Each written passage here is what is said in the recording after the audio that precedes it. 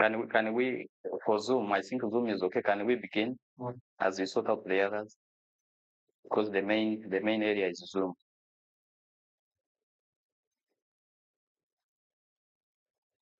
So have we set on camera? Have we checked on that lady whether she's in? She's in. I saw her.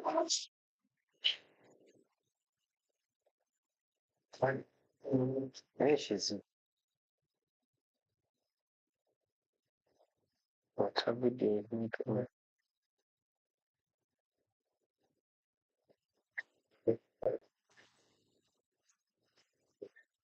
Come on.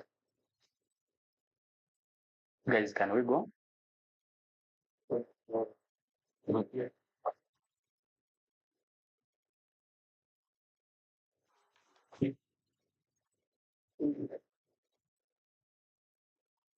Begin.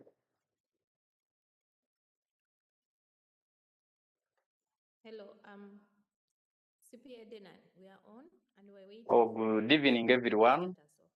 You are most welcome to this session, today's session that is about Uganda's tax bills for the financial year 2026-27. And my name is CPA Dedan, team lead at Demo Consult. That is where we make sure that businesses comply, and that is where we bring these developments, where we bring everything that takes place around the tax world.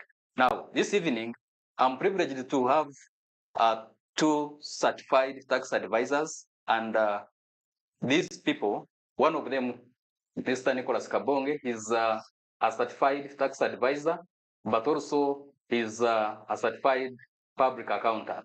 Privileged to have you this evening. Thank you for hosting me, Mr. Dedan. I appreciate the opportunity to share this tax information with the rest of the world. We are very happy to have you. And our other colleague is online. She's also a certified public accountant, but she's also a certified tax advisor. CPA Zuriat, are you online? Confirm that you are there and greet our people. Greetings to everyone. I'm happy to be here. Looking forward to a very interactive discussion. Thank you for hosting me. Wonderful. Thank you. And as I had said right away at the start, this evening is not a normal evening because every year the Ministry of Finance, as a body for the government, brings amendments, brings tax laws to the parliament, and this year is not a unique one. The proposals, the tax proposals, the amendments to be to affect us in 2026-27 have already been tabled before parliament. And this evening, the purpose of this talk is that we are going to go through them. The people I have, the panelists, are practitioners. CTA Nicholas has over 14 years of experience in the tax space, but also CTA Zuriat has over 10 years experience in the tax space, in the accounting space, and personally, I have over 10 years experience, and we are coming to break down. If you are in business, if you are an individual, this session is for you, because as the laws change, the tax laws are changing, they impact on you, both in terms of your disposable income, but also in terms of high tax bills. And that's why we are here to break these down so that as we enter into 26-27, you know, if these proposals are now made into a tax law, how will this impact me? Now, a number of them, they are quite a number, and we shall try to go through them. They are around 50 in number. They are 50 in number. We have the Income Tax Act Amendment Bill. We have the Value Added Tax Amendment Bill. And maybe if I can go deep, when you look at income tax, there are 19 proposals. When you look at value added tax, these are 8 proposals. We have a Stamp Duty Act, which have around 3 proposals, but also we have the external trade, which has 3 proposals. We have the Tax Procedures Code Act. This has also 3 proposals. We also have the Traffic and Road Safety Act. This has 3 proposals. But also we have the Rotaries and Gaming Act, and this is carrying 1 proposal. Now, my duty this evening is to bring you people who have practiced taxation, tax advisory. CPA Nicholas is a tutor. He has taught many, he teaches both CPA and CTA students, but also CPA Zuriat does the same. So I'm sure that I have the right people for this kind of a discussion, and I will first go through them, and we shall start with income tax. Why income tax? Me and you who earn an income, whether through employment or through businesses, there are amendments that will finally touch on what we earn. So that's why we are starting with this. So the first of this kind, there is a proposal clarifying the definition of group for purposes of limiting interest expense reduction, as this is meant to align with the existing provision. And the other one, the government is proposing to bring what we call an alternative minimum tax. This will be a 0.5% of the turnover of a business that has been making losses. If a business has been declaring losses for 7 good years, now the government is saying that after that, can we have an alternative minimum tax of a 0.5% of the turnover? We shall hear more about the implication of that when we get deep into this.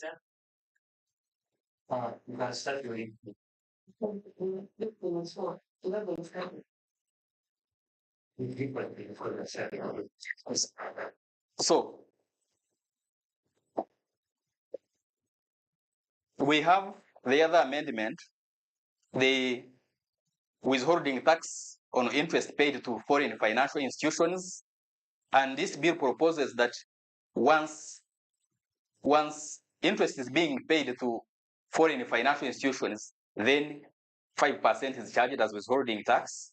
But also we are looking at another interesting one where a proposal is coming before Parliament that can people, individuals who have rental properties who are earning, can they pay monthly? Can they account for this monthly instead of the quarterly arrangement that we have always had?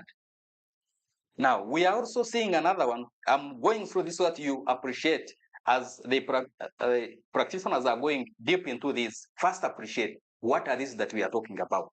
We are also seeing another proposal, which is around withholding tax on gaming wins, that it is proposing that can we now charge 15% on whatever that one has won in the betting.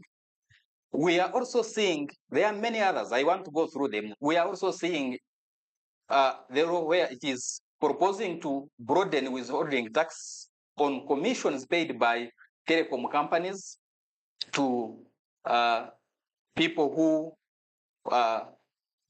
providers of retail services. But also we are seeing withholding tax also to public entertainers. Very interesting, Nicholas. I will hear from you that now we are saying that as people, these artists who normally go to sing on events and all that, that can we see a 6% being deducted as an advance tax of them? Yes, there are many others, but also there is this interesting one that pay as you earn. You know, it was last amended in 2012, and now they are saying that can we revise the lower bracket, that instead of starting from 235, can we now go to 335 and new other rates like a 25 that has been introduced? We shall hear from you. Why this is interesting, I've heard in the public people saying, hey, they're going to tax me at 50%. You retailers, you are the experts. But also, we are seeing another one where they are talking about allowing microfinance institutions that fall under Tier 4, that can they also be allowed to actually deduct bad debts? Yes. This is also an interesting one, because I've had people like money lenders struggling. So if you are a money lender and you are out there, this concerns you, you need to know what will be the impact in case this has been enacted into a law. There are many others, but most of these others are more of alignments. There is this interesting one that they are proposing that can we have insurance brokers? Can we have a withholding tax percent, this time of 10%, but as a final tax? The previous one has always been a problem that they deduct you withholding tax, but also you go on and file your return. But there is a proposal that once a withholding tax has been deducted off your earnings, can it be a final tax? I think the people in this space will welcome this. And there are many others also about tourism hotel tax holiday, saying that if you are investing so much in the hotel sector, can you have a tax holiday? I think this is also a welcome for people in this sector. Now, I will first go to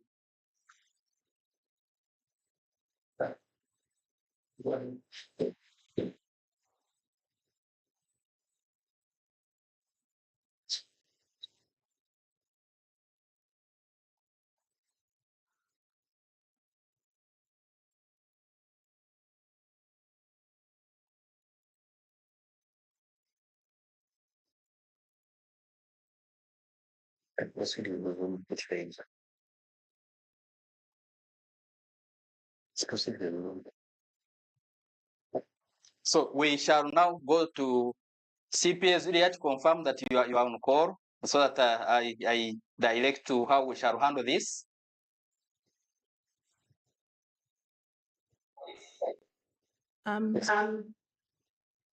I'm available. Oh, thank you very much. Thank you very much. We have had these around 19 proposals from the government, specifically under income tax.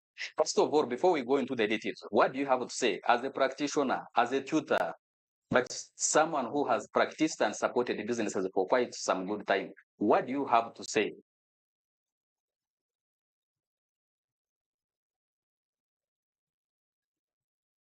Thank you so much for the introduction. I'm going to do the proposal, the income tax proposal.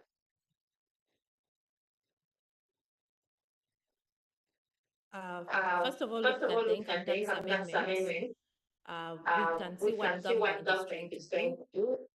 Number one, to widen the tax base. Number two, to increase revenue collections from taxes. And then number three, to try and close some of the loopholes that we are having that taxpayers use to avoid taxation. And we appreciate the tax amendments. I think also number four is to try and align our tax laws in Uganda to the call from the OECD and our foreign investors. And we appreciate that. In form of an overview, personally, I feel like these amendments are not addressing the real issues from the income tax perspective. And as we dive into one by one, we shall discuss and see and maybe try to voice out where government is missing to achieve the objectives that I have just highlighted. Thank you so much. Over to you. Thank you very much for that insight. Now, I will straight away pick this other one, where the government is proposing to introduce an alternative minimum tax of 0.5% on gross turnover for companies with carry forward losses exceeding 7 consecutive years. What's this? I would like you to tell our people out there what this means, what will be the implication, and at the end of it all, how good is it for us as taxpayers?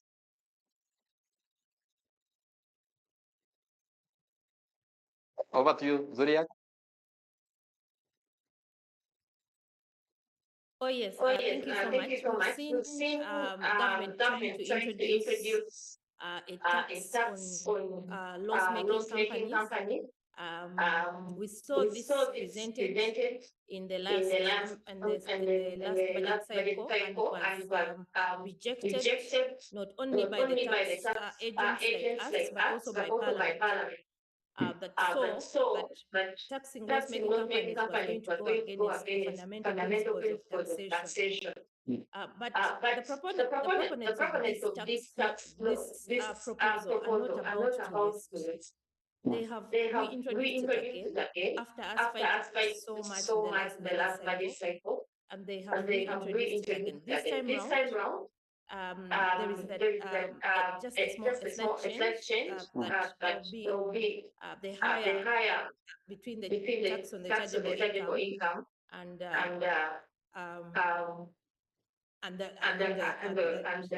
high of 30%, and the tax on the chargeable income, of course. But my position on this is that I do not agree with this law. I do not agree with taxing tax loss-making companies. But I'm also very much well aware that companies and taxpayers misrepresent facts, misrepresent their financial statements. And therefore, this is a loophole that we have in the system. And this is what government is trying to close. But we have better ways of doing this. For instance, one of the proposals that I have is that can we try to introduce a more punitive penalty? Because obviously the penalties that we are having, like misrepresentation of facts, double the tax payable when you misrepresent facts in your financial statement, such laws are not actually working if we still if we are still having this loophole where taxpayers are consistently presenting tax losses. So this punitive penalty should not be imposed on tax loss-making companies, but it should be imposed after an extensive audit.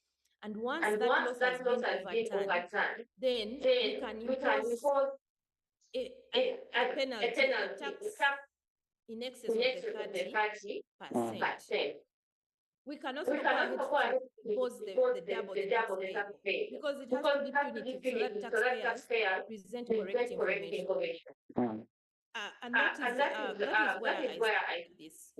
So we need to present something to the proponents of this amendment so that they move away from wanting to tax loss-making companies. I know this is being benchmarked from our neighboring countries, but Uganda is not doing so well compared to the neighboring countries. And we shall not get there by taxing the genuine taxpayers that have a longer payback period. So we need to look at it from another perspective. If our motive is to penalize taxpayers that are avoiding taxes, then let us come from an angle of penalties. I submit. Over to you. Thank you very much. What I pick from what you are saying, that the government is saying that if you are a business and you have been making losses for 7 consecutive years, then the government is saying that on your sales, what we normally call turnover, the government is saying, can we charge you a 0.5% of your sales, whether you have made a profit or not? I think that is something that I'm picking from you. So now we need to start looking at it, that if you are, for example, a business that has invested heavily in machinery, like businesses that are in manufacturing, normally the investment is so big that you can actually start making a profit after even 10 years. So we need to really dig deep and see how will this indeed impact our people who are in this kind of a business. But I want to thank you for that insight. It is really, really a good one. Now, let me turn it to CTA Nicholas. Now, the government is saying that we have had these entertainers who go and make the money, but go without paying a tax. And a proposal is on table on the parliamentary floor. And they are saying, can we charge 6% before we actually pay these guys from their concerts? What do you have to say? And what will be the impact? Thank you so much, CPA. what I want to say is that this is a welcome proposal in my view, because also in view of the wider perspective of the entertainers have benefited a lot from a number of government initiatives where the government has, the president has been donating money largely to entertainers. So it's really from a honest view that if they seek to at least also contribute to the tax basket, then it's a welcome addition. However, what needs to happen is that there is need for Parliament to streamline and define who an entertainer is. Exactly. Because the way the proposal is in its state, it's not. It creates a bit of uncertainty on who an entertainer is, because we have people that on these social media platforms. We also have people that are, involved in music. So it would be important for the Parliament at least to define who an entertainer is, for purposes of, creating clarity and avoiding ambiguity in the terms of, taxation. That's a good one. That's a good one. But also, before I cross over to Zuriat, we have also seen the insurance guys that they have been troubling with compliance. The compliance here, I mean filing their returns that deduct withholding tax off their payment. But also at the end of the 12 months, they have always been requested or required to submit their returns. But now they are saying, can we charge at 10% withholding tax? And this becomes the final.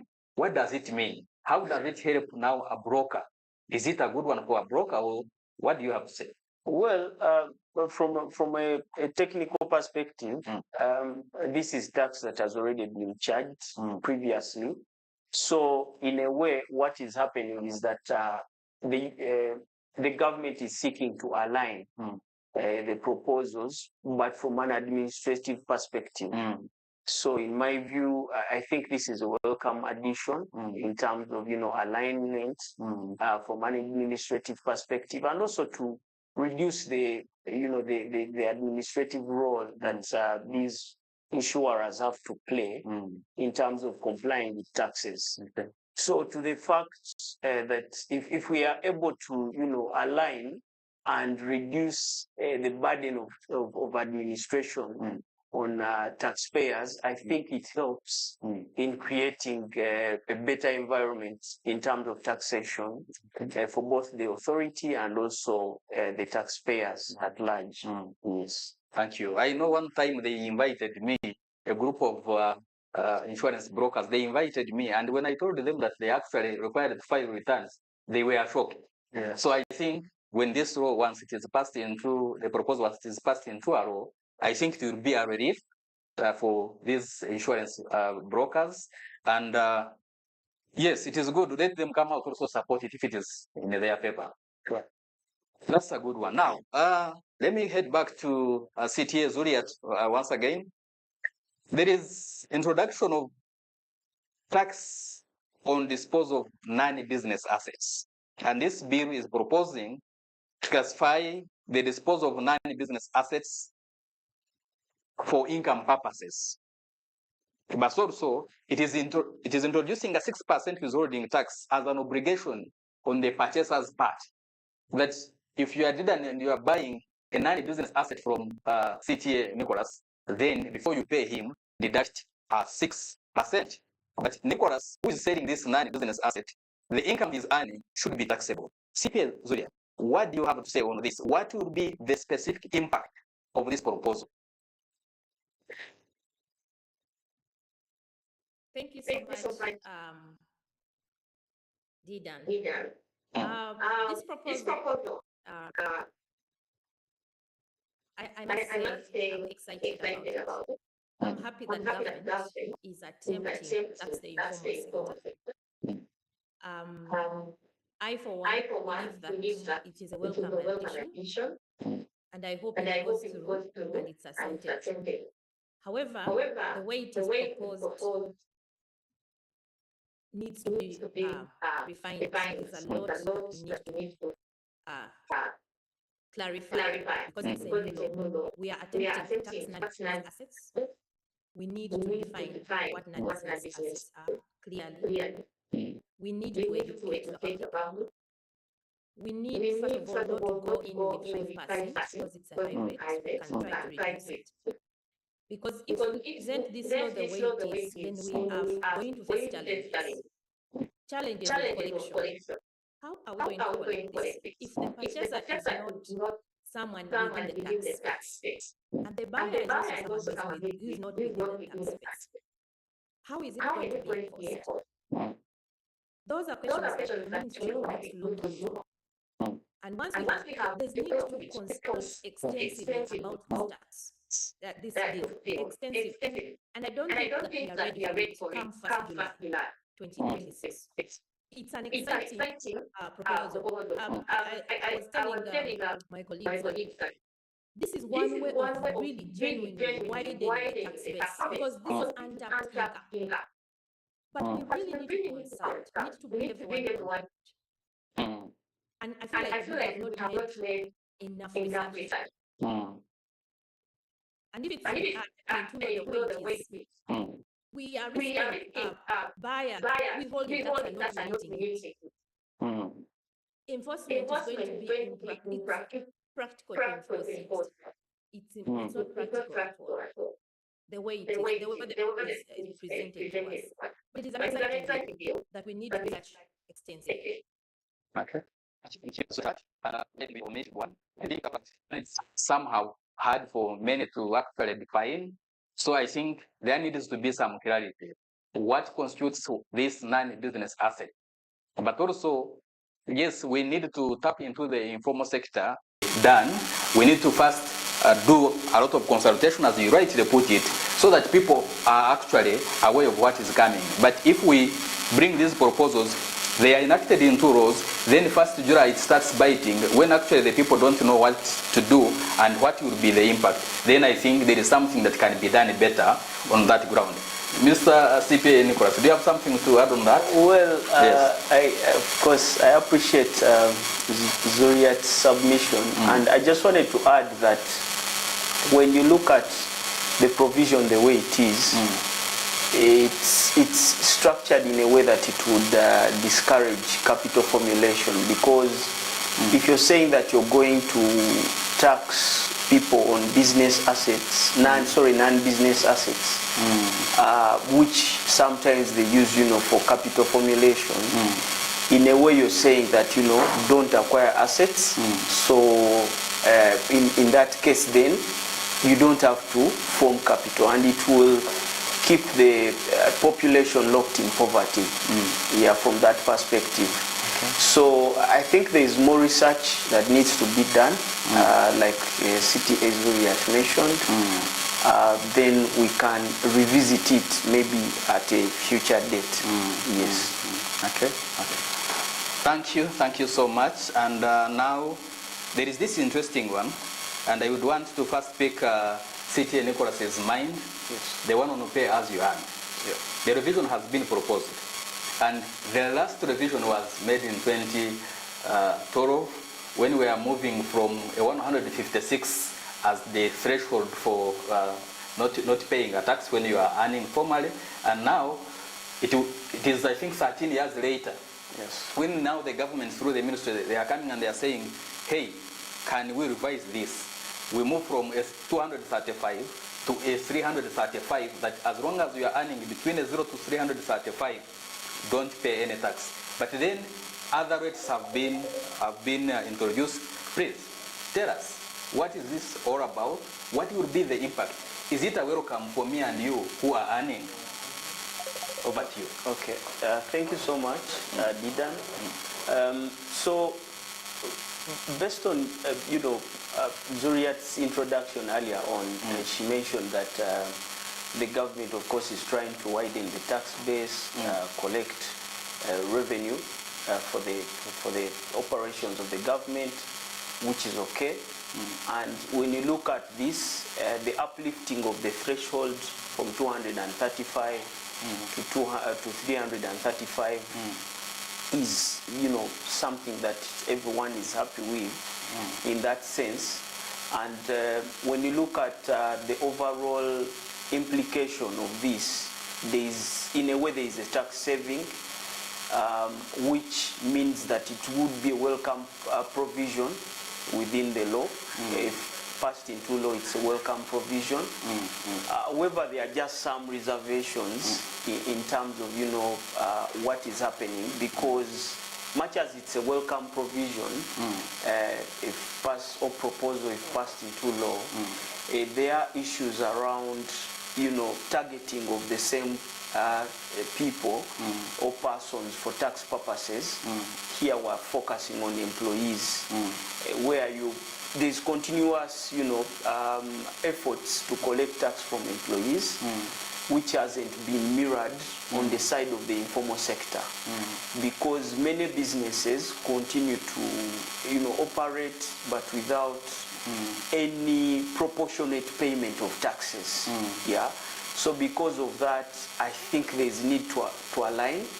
But the provision as is a welcome proposal to us as employees, because then you look at people that are maybe earning between 410 to 485, where the government now proposes to charge tax at a rate of 20%. Whereas previously, these were people that were suffering tax at a rate of 30%. So in that case, it shows you that there is a bit of saving for such employees, where you were taxed at 20%, now you're going to suffer tax at a rate of, you know, about 25%. Then the people that are earning about 485 to about 10 million, they seek to tax them at a rate of 30%. So if you look at it from, you know, the previous or the current rates that are applicable for taxation of individuals, then it means that those individuals are still not suffering an additional tax burden. They are still taxed at the same rate, because they were within the band of 410,000 to the 10 million.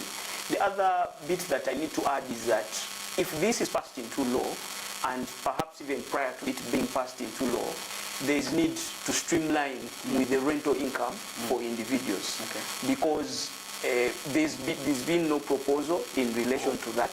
Yet the current threshold is almost comparable to the lowest amount, which is the 235,000, that is considered as the lowest amount for payee tax purposes.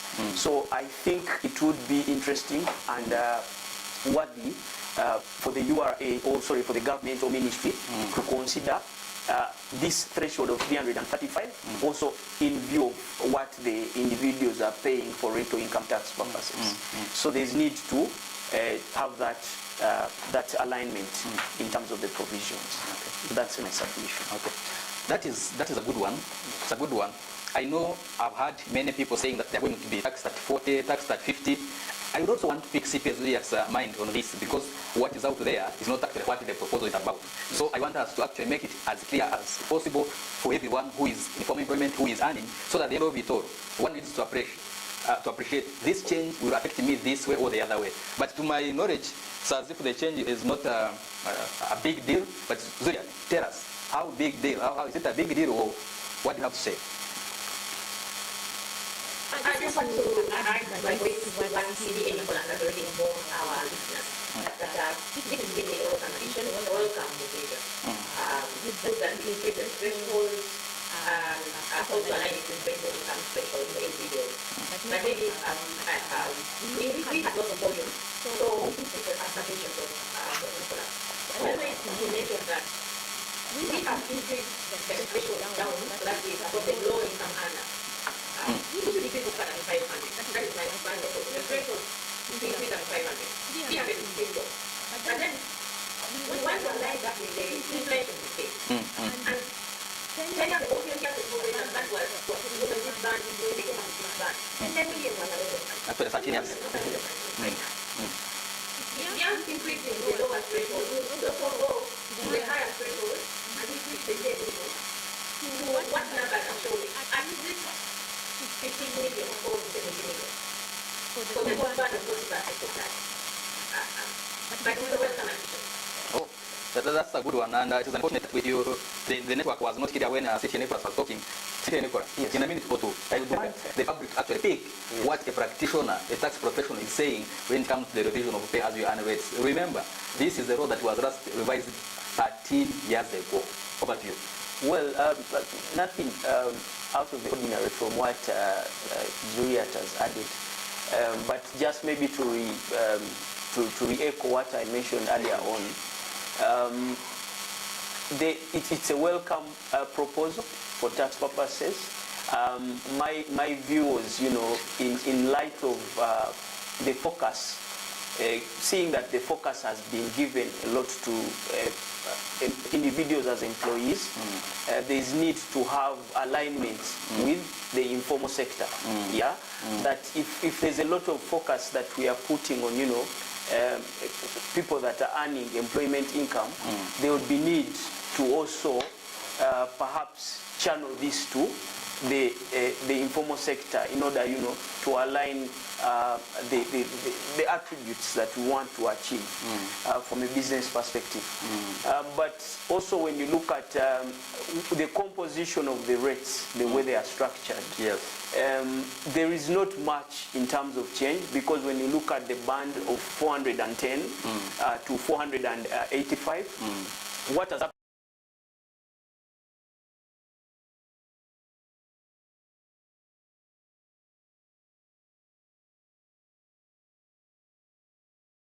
Taxed at 30%, or currently, because they are still, using this legislation, it's currently taxed at that such income is taxed at it's taxed at 30%. So by then proposing to tax that at 20%, there's actually tax saving for an employee in that category of income. Then for employees that are earning between 485 to 10 million, they are still going to be taxed at the prevailing rate, which is 30%. So in essence, there is no additional burden to them. However, for the band that is considered, the highest, which is taxed at 40%, that's 10 million and above, there is need to revise that, in my view, like Zuriat mentioned, that there is need to revise that, because if you uplifted the threshold from 235 to 335, then why would you now consider the 10 million band as the highest? So there's need to uplift that. Perhaps, I don't know what range they will put, but in light of the current inflation rates that we have, or whatever the prevailing economic conditions, there's need to have that uplift in order to align with the entire band, so that then we don't have shifts from one band to another, apart from the upper limit. Yeah, that's my submission in that. That's a good one. Yes. I happen to have been a part of the people who had drafted the proposals when the parliament was asking.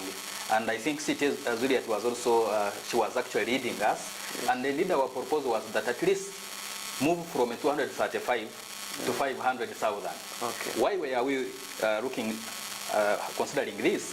That after 13 good years, you cannot say a million in 2012 has only lost value by around 13,000 when you look at the change that they are making.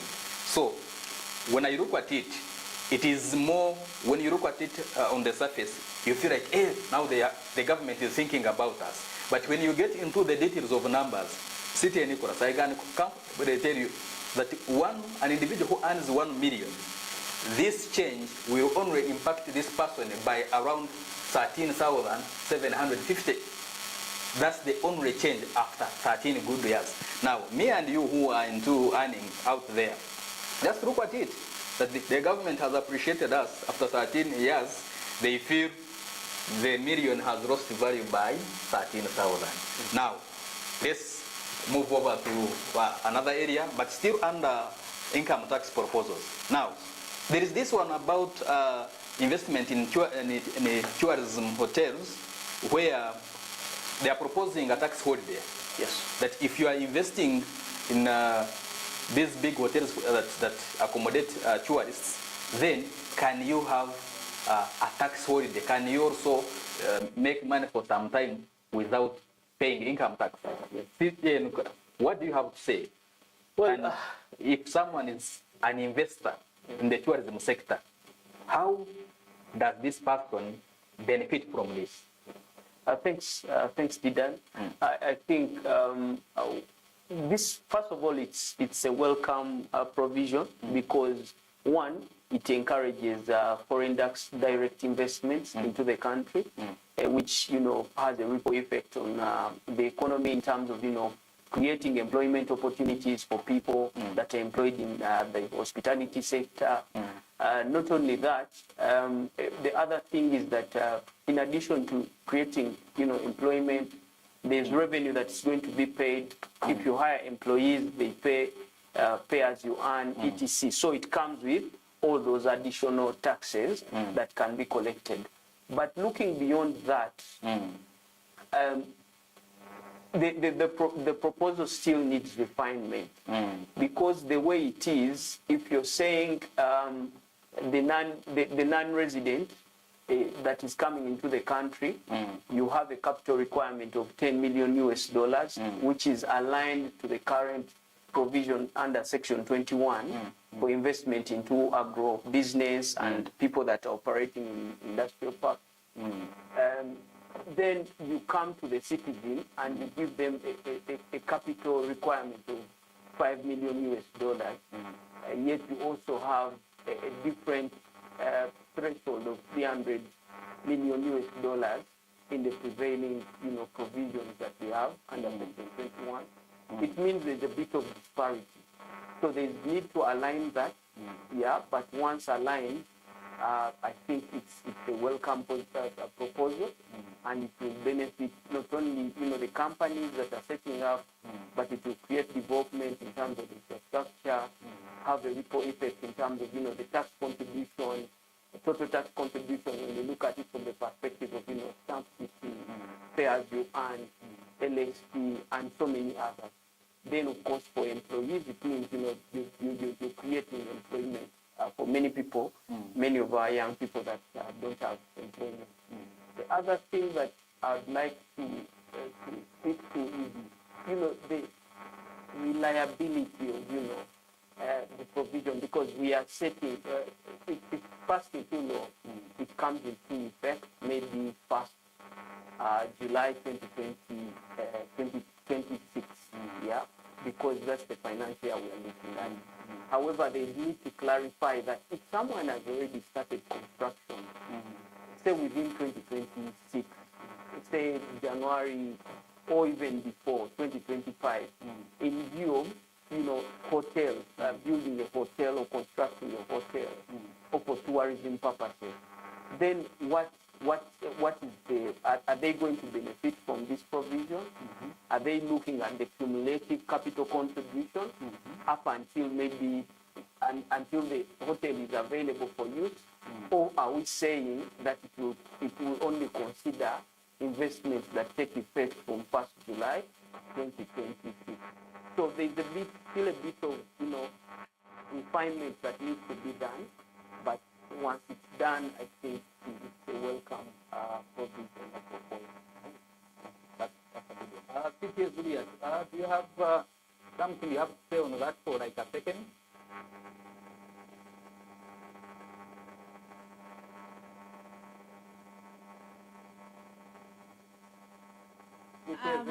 Yes, Thank you so much, CPA Dedan. I don't know if our colleagues on LinkedIn got the link, because I'm getting inboxes here, but the link on LinkedIn is not working. It shows that the meeting has not been started. So missing so many viewers from that side. Can we support them and share the active link? The producer here is trying to do My it, right? submission of But we can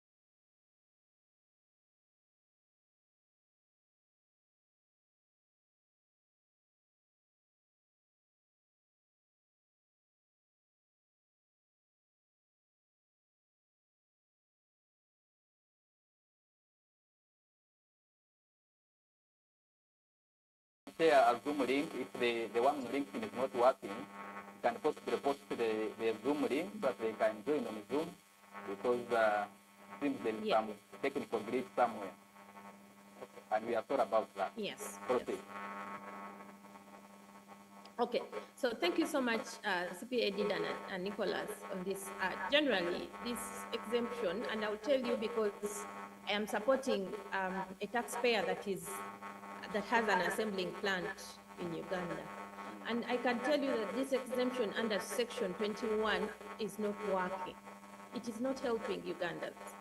So yes, the cosmetic bit of it is that, yes, we are happy that the hospitality industry has been added, and with the refinements that my colleague has mentioned. But generally, when we presented to Ministry of Finance, we were urging the ministry to drop the entire exemption regime. Let us bring back initial allowance. It was easy to, it was a really quick give back to the sectors, and they would really see the impact in their computations. The computation of this exemption is very tricky, difficult. On the outlook of things, the exemption looks like it's beautiful, and maybe the hospitality industry is really excited about it. I don't have any issue against bringing on board the hospitality industry under the exemption regime, but the current regime under Section 21 is not working. Taxpayers are not benefiting. And if we want our sectors to benefit, the agriculture sector, the assembling sector, the hospitality sector, we need to bring back initial allowance. It was a direct give back to these sectors. Thank you so much. Thank you very much. And our viewers, we shall have the last 30 minutes for you to ask directly. You will be allowed to put up your hand in Zoom, and we shall listen to you, and my fellow experts will be able to respond to all your concerns.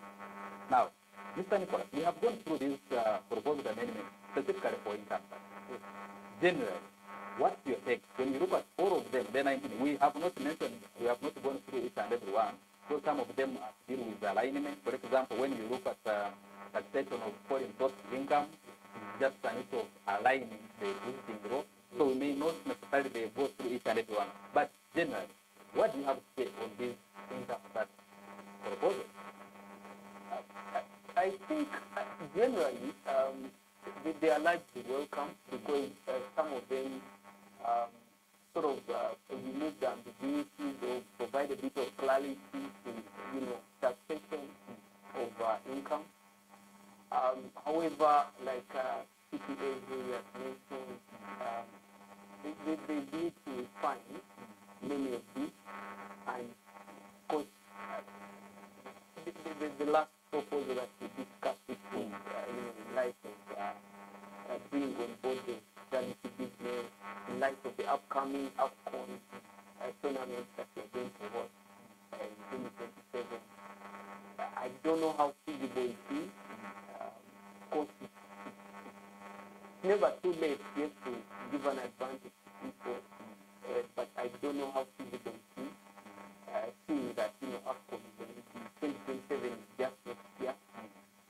So it would be interesting to see whether the refinements that we're speaking to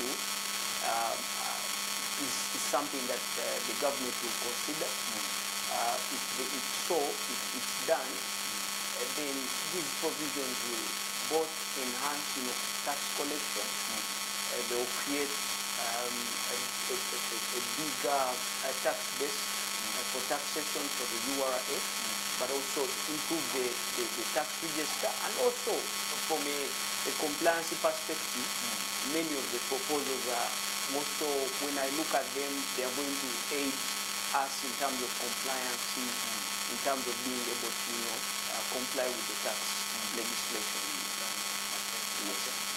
Thank you so much. But if I have heard you very well, both practitioners are saying there is a lot of ambiguity, and that now calls the ministry to actually streamline this, because what has happened in the past, the moment the law is passed and it is not clear, then it becomes hard for now the taxpayer to comply with the law. But also we have seen that whenever we go to, for example, to the tax appeals tribunal, the moment there is ambiguity within the law, then this is decided in favor of the taxpayer. So I think it is time, before these are actually enacted into law, there is a code, or we are saying as practitioners, there needs to be clarity so that the ambiguity is actually removed, so that at the point of enforcement, you are enforcing a law that actually is clear to those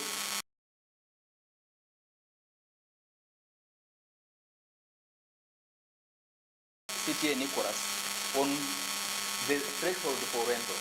Yes. The 2,820,000. Yes. Now, the ministry is talking about increasing the bracket from 0 to 335. But then, the same ministry has not catered for those who earn through rental. Yes. So I think that also calls for harmonization, that the two should actually move together if we are indeed to have a law that is fair to everyone. And in one of the other things that you raised, you are talking about consultation, that quite often these things are done in a way hurriedly, and the implication is that some stakeholders are left out, where they would have possibly added in something that is so important, they lose out on that, and that is how some of these laws, they normally need to resist. So I think since these are still before the Parliament of Uganda, people talk to your MPs because they are the people who actually finally endorse this to the president.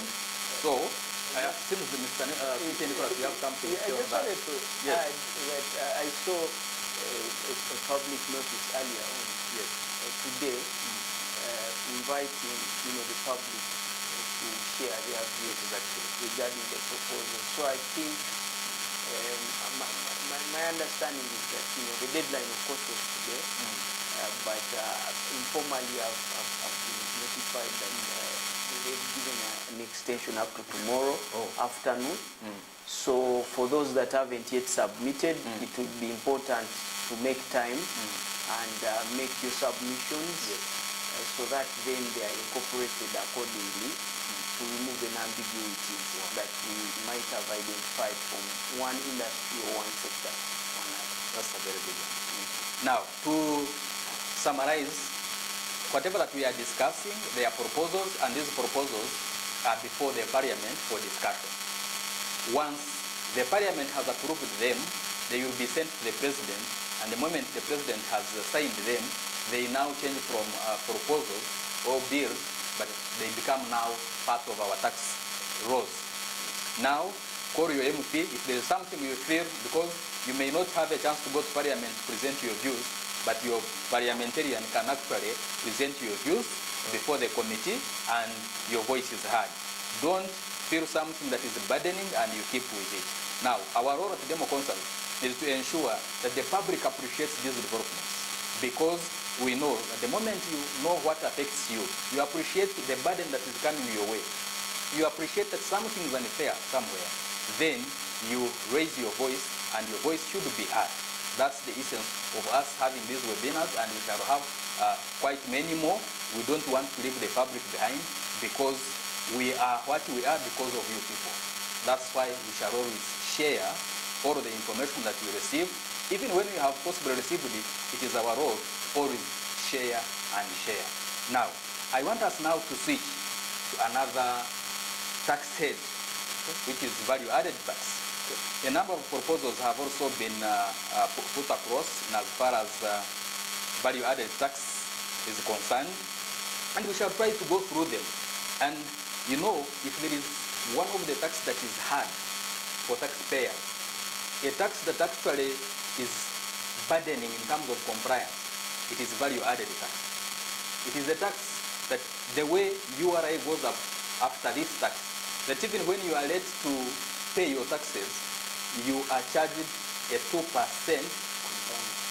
per month, and this is compounded. That interest of this month, you also earn more interest next month. So it is a tax that is not a joking matter. Now, a number of proposals. The first one, and that is very interesting, that the government is proposing that can we increase the threshold. And to explain that. The threshold is the amount of sales that you accumulate in your business in 12 months for you to be required by the law to register for VAT or to become taxpayer. Now, we have been at 150 million. But the government is coming in to say, can we revise this upwards from 150 million to 250 million? I've heard from the public, some people are clapping. Some others are not yet sure of the impact. Now, mine is to say I have the right people, the practitioners, 10 years plus, 14 years plus. Now, Mr. Nicholas, tell us, what do you think? Is this a good move? Or should we, as taxpayers, should we jubilate? Shall we miss any opportunities because we are around 160, 180 million and the bracket is being pushed to 250? So we shall see a massive deregistration of people who are actually, who don't qualify for the threshold. Is this law looking at people who are already on the register or on renewals? Tell us. Well, one, thank you so much, CTA Dedan. I think there's need to provide a bit of context. So when you look at VAT as a tax, we've had various changes in the past, I don't know, about 5 years from the introduction of IFRIS as a stock management mechanism and also invoicing platform, coupled, with the online submissions, moving away from, the previous Excel and appreciating, technology that our IFRIS system is now linked to the web return. Currently, there is a proposal to, of course, revise the threshold from 150 from an annual perspective to 250.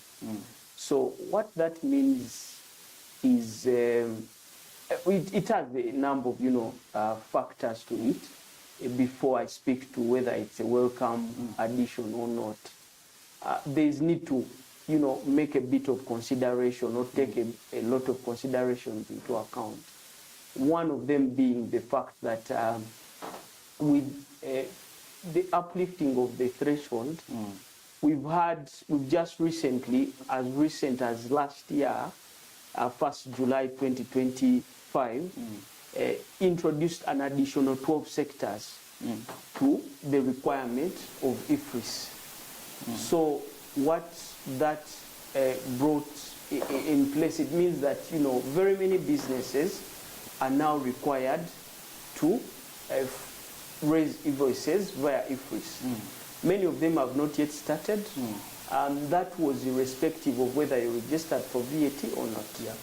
So one of the selling points for that was actually from the element of that if the URA monitors your account because they have visibility of your sales by the virtue of you raising IFRIS invoices, it meant that they would maybe make a decision of whether to forcefully register you, because if you're dealing in taxable supplies, then you meet the threshold of revenue as you explained, you're required to register. So it means that if they go that route, then they can register you. If then we have to consider that we've just made that move, brought on board 12 sectors, then now we are uplifting the threshold. One, from a positive perspective, is that it reduces the tax burden of so many people administratively. People that have been, required to pay VAT when they are not required to, because many businesses, because of the effects of COVID and whatnot, many can no longer make the threshold of even 150 million.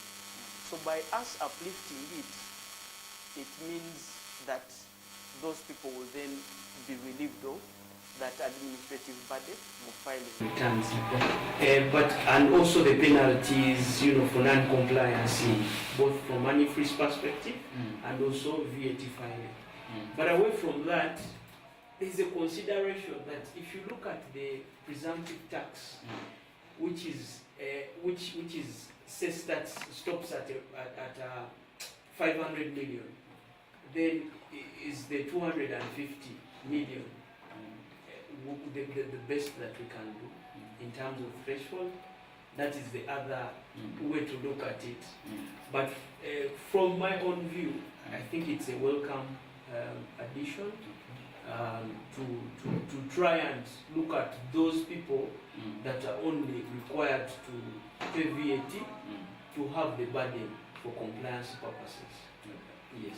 Thank you so much. And I hear you very well that yes, it will reduce the compliance burden.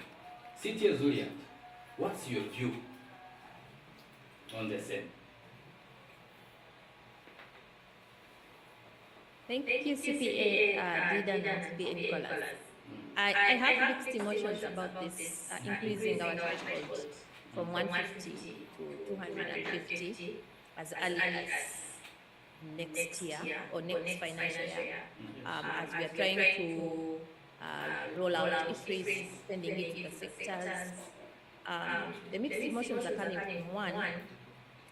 It's going to make it very difficult for small taxpayers, not small, but taxpayers whose annual revenue is below 250 to conduct businesses with large players in the market, because such large players in the market require VAT registration.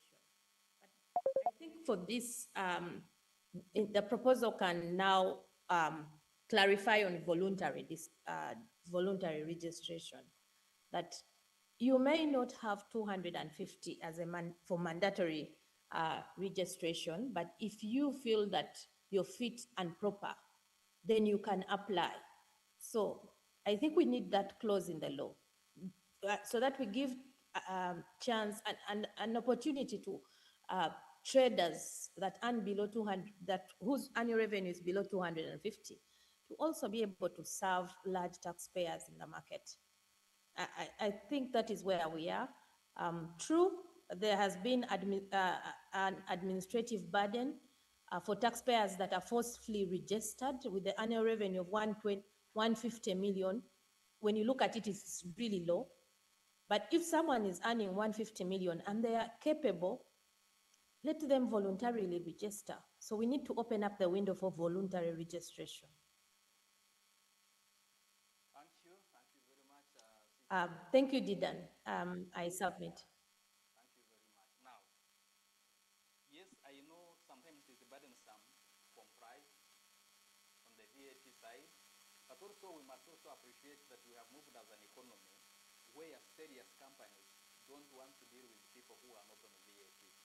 I have seen it that at the point of bidding, people are saying, are you VAT registered? They would want to see that tax head, because they know that when you are invoicing, they pay, but they will have to pay the input. People who are in the range of 150 to 249, and they are not being allowed or possibly to register, how will it be from the perspective of business and credibility?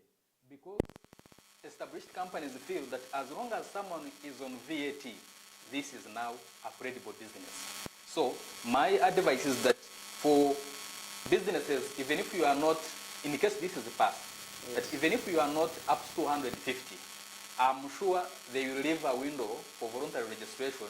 So for you to compete with others fairly, then it is important that you actually maintain your registration, even when possibly the government feels it doesn't make sense. Convince them, show them reasons why you need to keep on that register for business purposes, but also for credibility purposes. When you look at what it means you being in business and on VAT, the benefits are more than the burden for compliance.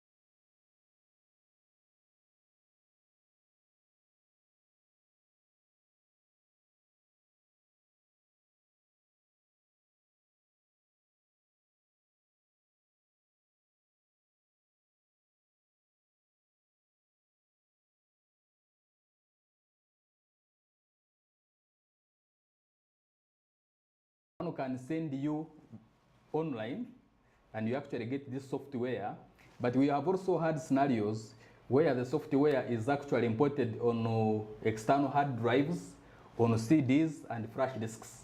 And when it comes like that, it is actually declared like any other good, and that way, people who have always done that, they always claim the input. But now the ministry is coming on to say, as long as it is a software, it is a software. There shouldn't be a difference between what has been transmitted virtually and what has been transmitted through another medium, like now an external hard drive. Now, CPA Zuriat, this has come up. What do you have to say?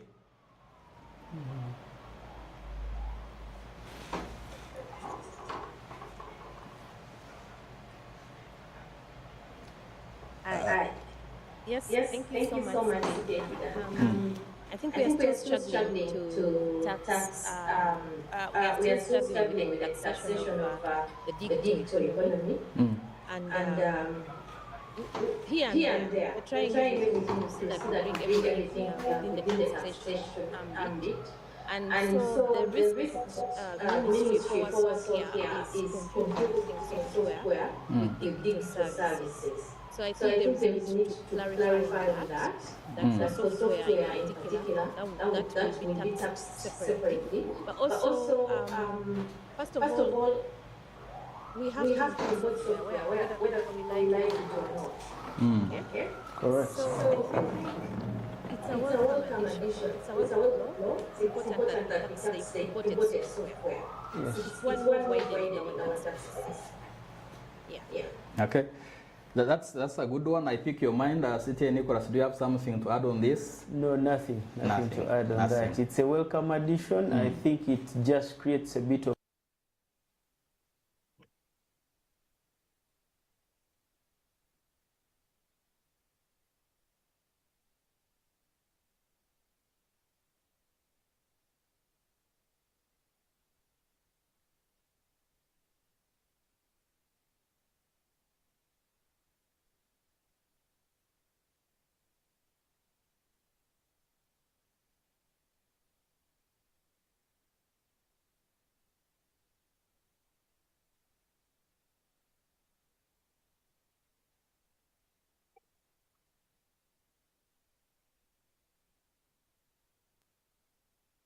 citizens, these should be allowed to claim input tax incurred during the entire construction phase.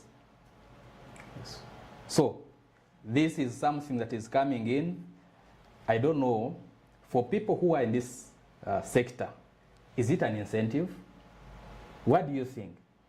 Is it something that would encourage more people to actually invest in this? That is something that the public needs to appreciate. Over to you, CTA Nicholas. Thank you, CTA Dedan. I think in line with the earlier provision that we discussed or proposal under consideration in the Corporation Income Tax Act, this is a similar proposal in terms of capital requirement. Which is the 10 million for non-residents that are investing in that hospitality business, and then 5 million for the citizens of Uganda that are investing in the same business. So they are looking at granting them liberty to claim input VAT that is incurred on their development stage. Okay. So I think we've had a bit of back and forth over the years, because when you look at the current provision under Section 28, it speaks to a limitation or restriction of up to 12 months. For manufacturers, they're allowed up to 12 months. Then the other businesses are allowed up to 6 months. So if they are then extending this to hotel businesses, where they are saying that up for the entire development construction phase, they allow you to claim the input that is incurred on construction, it in a way encourages people to invest in that business. Also because there's a lot of when you look at the construction materials, largely they are all taxable from a VAT perspective. So imagine if you incur all that VAT at the construction stage, then you're not allowed to claim it. It creates a bit of burden on you, and you lose a lot of your working capital in that phase. So to me, it's a welcome proposal. However, again, there's need for a bit of refinement, especially in the threshold for of capital requirement for the citizens.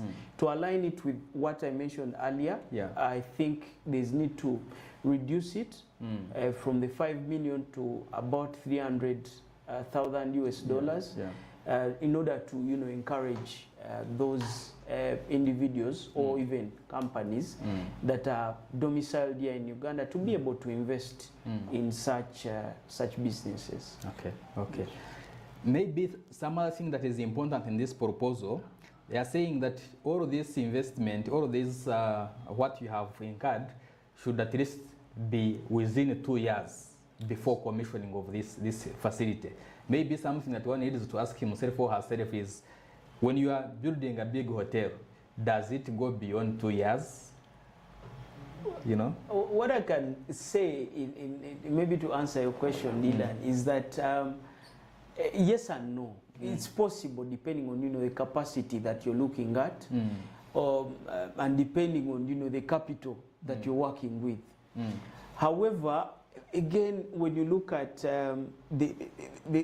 the law or the provision in itself or the proposal, it still requires a bit of refinement around that in terms of, does the 2 years start after the law coming into force, or are we rolling back for people that have already invested and say they are 1 year into the construction phase? So are they going to be allowed to claim input because they are investing in the same business and they meet all the other conditions in terms of the capital that they've invested, etc. So there's a need for that clarification, I think, in order to align that legislation.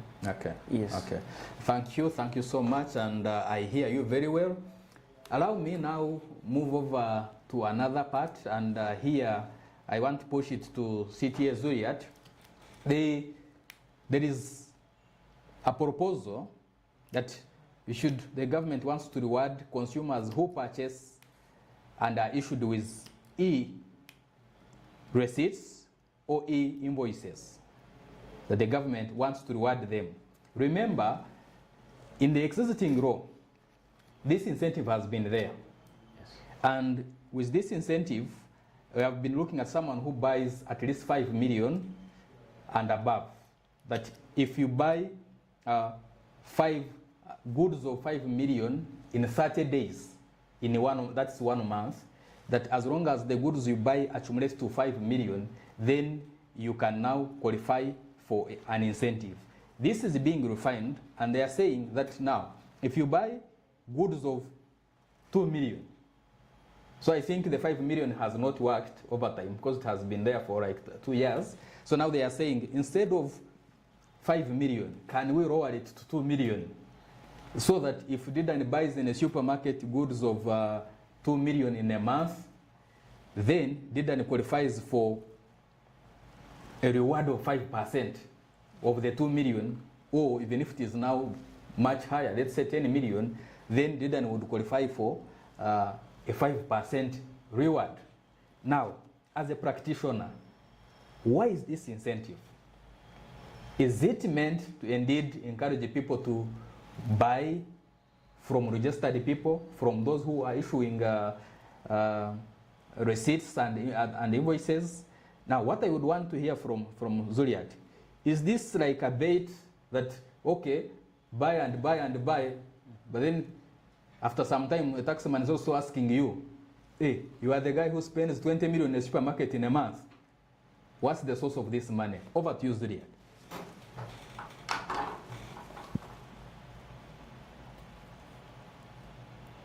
I think CPA Dedan really hit the nail on the head, I think. You've explained it properly. Why government wants to reduce the threshold to 2 million is simply to increase compliance, compliance and adoption. There's been a lot of misconception about IFRIS, and I think if they lower it to 2 million even further, it will allow taxpayers, because this is the only way Ugandans get to appreciate some tax laws. But if there is an incentive, then maybe we shall attract more people to come on board. So it's a welcome addition. I really have another thing. What government is risking is that we shall have very many, and the rewards will overwhelm our income, and it will not be practical. But in itself, it's a welcome addition. Let us see how it plays out. Yes. Thank you. That's a good one. The rewards will actually be much more, and then we shall struggle to pay these rewards. CTA Nicholas, Wayne, what do you have to say on this very proposal? Overall, it's a welcome addition because, I mean, they are lowering the threshold for individuals to encourage them, because they're trying to encourage them that if you purchase goods from registered people or persons, then you can claim the tax, or you can claim this money from the Revenue Authority, because you don't have to be registered for VAT. However, I think the other aspect that we need to look at is what you discussed, that it might in a way also sort of scare some people, because I mean, if you're buying, much as you're looking at the reward, then questions might arise, because you always have to support whatever you're claiming with the IFRIS invoices. You have to attach them when you're filing this claim. So it might scare away a few people, but seeing that the other element has not worked at 5 million, perhaps the 2 million will work in trying to, at least encourage people to comply. So let's look at it from a positive perspective. Wonderful. Yes. Wonderful. So you are saying me and you will always go and buy from people who are issuing IFRIS invoices or IFRIS receipts, so that you qualify for the reward. Yes. Because when I look at you, what you buy in a month is actually above 2 million. That is on a right note. Let's move forward. Now, I remember in 2018 there came an amendment that introduced withholding VAT, tax on VAT payments. Yes. And it was in a way, it was not a welcome at the start, and I think it was implemented around 2020, and it has been on. What are we saying? That on the VAT you are charging someone, this person retains a third of it?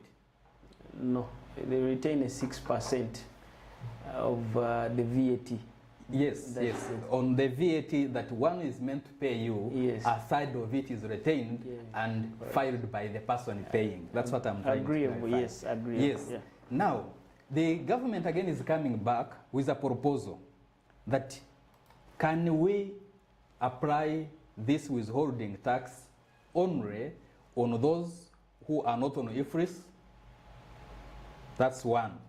Yes. Or those who are above the threshold but are not yet registered. Yes. So for other businesses, for other entities that are already on IFRIS, can we stop that? That's a proposal that has also been pushed on the table. Yes. So this means, is it a welcome? Is it something that actually you say you would have actually done this by yesterday? Because I know some of my clients that have always struggled with this. But again, when you look at the perspective, why did the government look at withholding tax? That some businesses actually collect VAT, they are paid, they receive the 18%, but they use this money in their businesses, in other things. When they are meant to pay to URA, they are saying they don't have the money. That was partly the reason why the government was saying, instead of taking the entire 18, let the 6 remain. And then for you, you account for the 12. Yeah. So what do you have to say on this development? Thank you, CTA Dedan. In my view, this is a welcome proposal.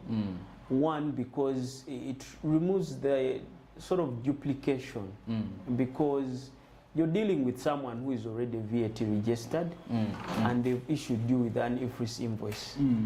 So, as you rightly mentioned, that the initial intention of the law was to try and get the people that are not registered for VAT.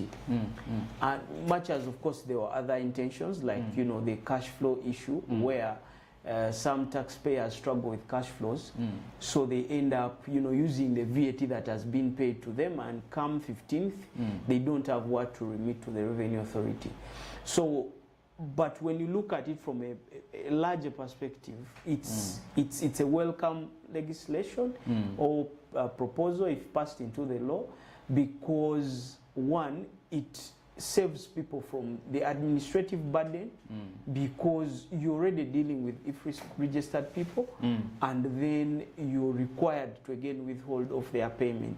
It also sort of gives a bit of an advantage in terms of, you know, cash flows to the people that are selling these services or goods that are taxable, that, you know, you've a bit of comfort from their perspective that this 6% will not be withheld and granted to the URA.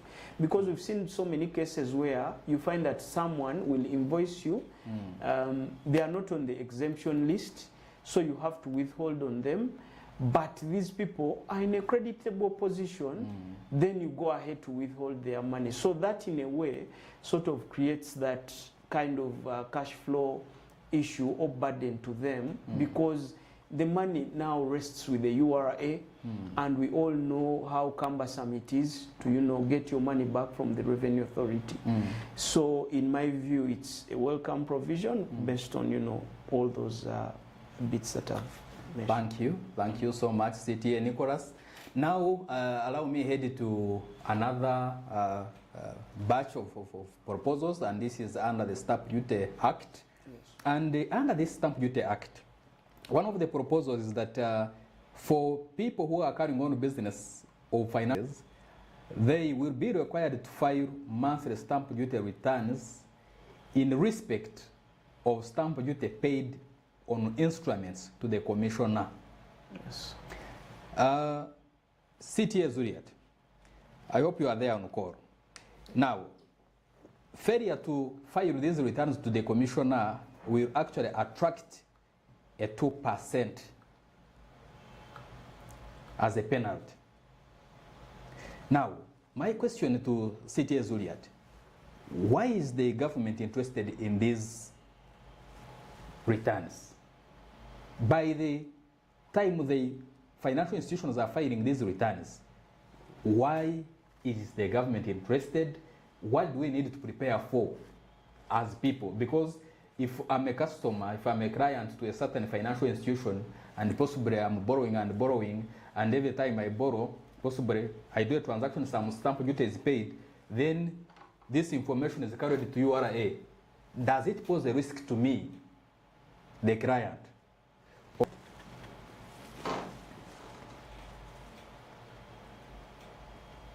Thank you so much, CTA Dedan. I think on the side of the tax collector, this is good. It will give visibility to the tax collectors on most of these transactions. You know, URA has used stamp duty to track withholding tax, especially for land transfers.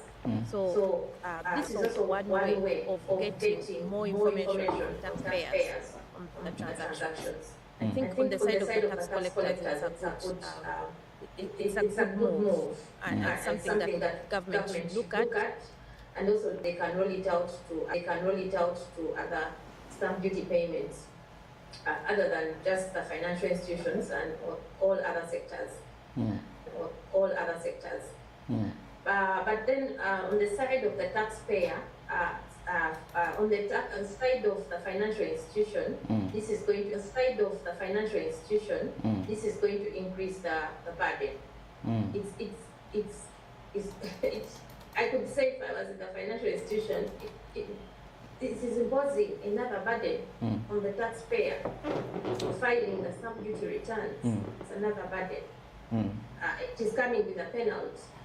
Okay, so just looking at it from both perspectives, we can see that it's increasing the burden in the financial sector. Then I think for the normal person that is dealing with the banks, yes, let's brace ourselves for this. Once the stamp duty returns have been filed on time, then you are able to be having real time. It's not that they've not been having visibility of the transactions, but now with the return filing, you are able to have real time visibility on the transactions. So as taxpayers, we really need to make sure that we are compliant and all our transactions are on the up and up, and we have paid all the taxes due to avoid penalties. As the way I'm foreseeing, this is going to be rolled out to other sectors. So it's something we need to brace ourselves for. Okay. Thank you very much. You know, for our viewers out there, we have reached at a time tax authority is doing what we call data matching, and they process this data that by the time they engage you from the part of compliance, they are engaging you from an informed point of view where they have each and everything. And the way I look at this is actually aiding or helping them to achieve that perspective. Now, relatedly, again under stamp duty, there is this other proposal that requires document retention for a period of at least 5 years from the date when the document is generated. We are talking about statutory documents. At the moment these documents have been generated in relation to stamp duty and all of that, then they should be retained for at least 5 good years. Now, when you look at the way it has been, there was no limit. There was nothing like you must keep these documents for this period, but now the government is coming in to say no. As long as these documents have been generated, you don't generate and trash. No, at least retain them for a period of 5 years. Now we have again moved to a situation where in terms of compliance, the intention does not make sense. What makes sense is documentation. That when you are saying that this happened, show that indeed it happened with a document, not necessarily the intention that you had at a point when you were doing this. Now, we move forward. There is this other interesting one. It is, the government is proposing to increase stamp duty on transfers of land from the current 1.5 to a 3%. Now, land transactions have been also an interesting area. I remember a few years ago when the government introduced the requirement of having a TIN, at least when you are buying land worth 10 million and above. That one has worked for some time. But also I know for now like 3-4 years, URI has tracked stamp duty payments to ensure they know who is dealing in what, but also increasing their corrections by enforcing the 6%. Now, it is this 1.5% has not worked for so long, because I remember again a few years ago there was an amendment, and now it is being amended that instead of a 1.5, it is increased to a 3%. Now, CTA Nicholas, tell the public, what's the implication of this for someone who is, for example, in property business, or me and you if we are buying a plot of land? Okay, thanks, CTA Dedan. Well, this proposal is proposing double the current tax, which is 1.5% to 3%. It's not a welcome proposal based on a number of reasons. I know the intention, of course, of the revenue authorities to increase the tax base and to collect more. That goes to the revenue basket. However, when you look at the current say inflation rate, because we have to be factual when we are looking at the prevailing economic situation within the country. Increasing a rate by about 100% sort of doesn't take into consideration the fact that the inflation within the country is at a rate of about 3%. So if this is to be done, I think there would be need to consider it on a basis of making it based on the annual adjustment for inflation. It would be making reasonable sense to the taxpayer, you and I, that maybe are purchasing land or any other person out there who is buying property. It would make a lot of sense. But as it is really going to be a bit hefty, especially on transactions, and it will discourage, formalization of land purchases, which we had moved a long way to get to where we are in terms of formalization. Now it will mean that people will start going back to hiding transactions. Oh. Yes. Okay. It is not an easy one, especially when you are revising from a 1.5 and you are downing it to 3%.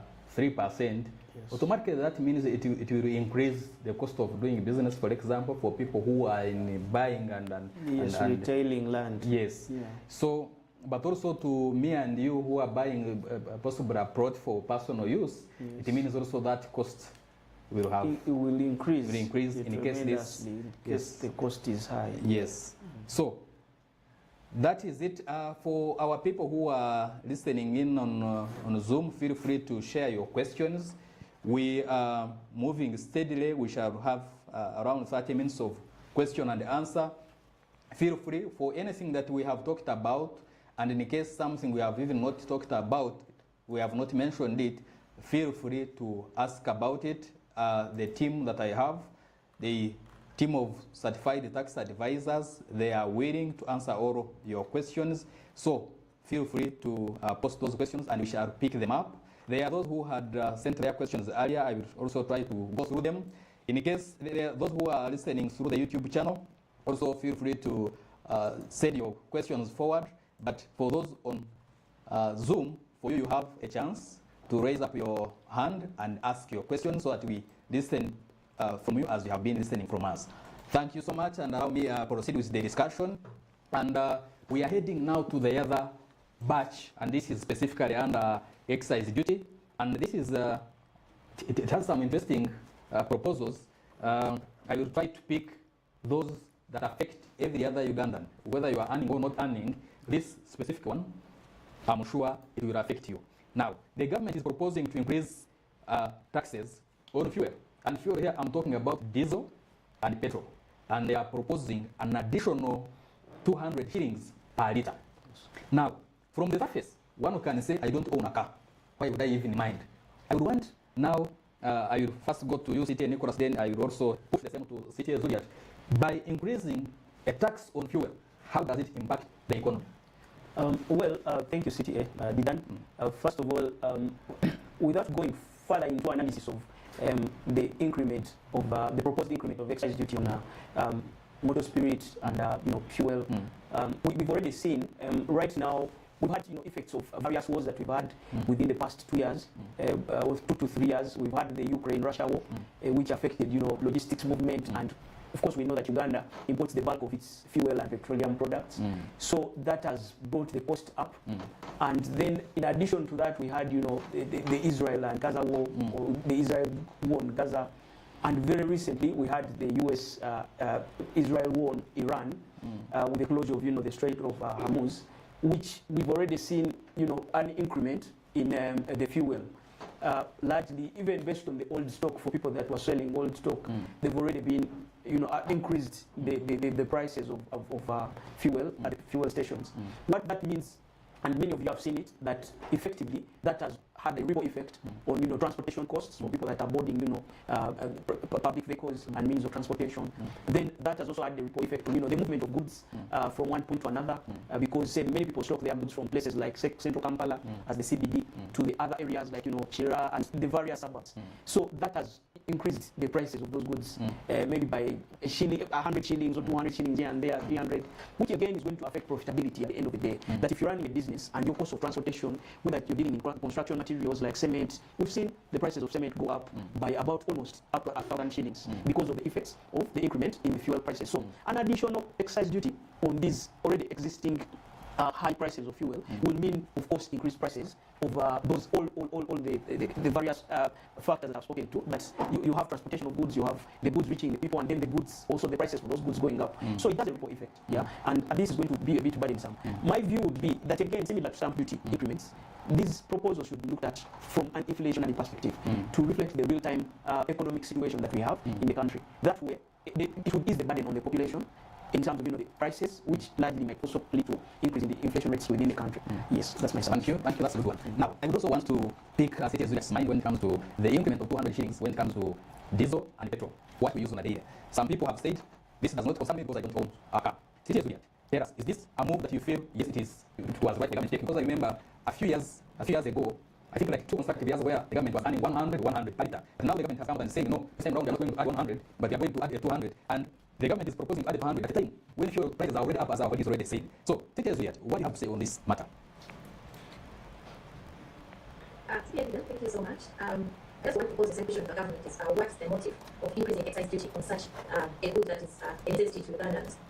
Perhaps maybe just looking at it, is it that now our oil is ready and we want to protect it from the imported fuel? Sorry, our fuel is ready and we're going to see consumption of our own fuel compared and we're trying to protect it against imported fuel. But I think this is not a move that government wants to take, increasing fuel prices in our own prices now in a period when fuel is scarce, expensive. I think will really affect our consumption. It will affect to increase as fares. But the fares, this is just low income tax, because this burden is already shifted.